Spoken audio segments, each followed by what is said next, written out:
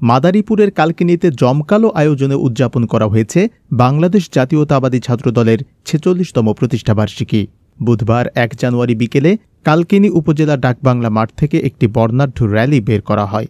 র্যালিটি প্রধান সড়ক প্রদক্ষিণ করে কালকিনি মডার্ন হাসপাতালের সামনে গিয়ে শেষ হয়। পরে সেখানে অনুষ্ঠিত হয় সংক্ষিপ্ত আলোচনা সভা।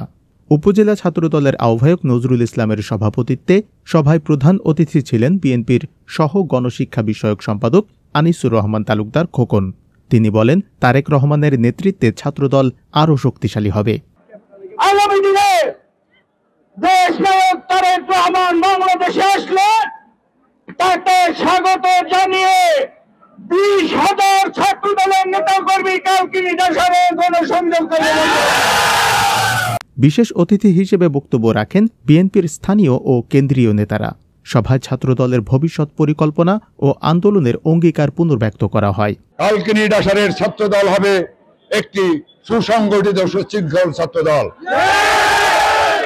উৎসবমুখর এ আয়োজনে অংশ নেন ছাত্রদল সহ বিএনপির বিভিন্ন অঙ্গ সংগঠনের নেতাকর্মীরা। জবাবদিহি ডেস্ক রিপোর্ট।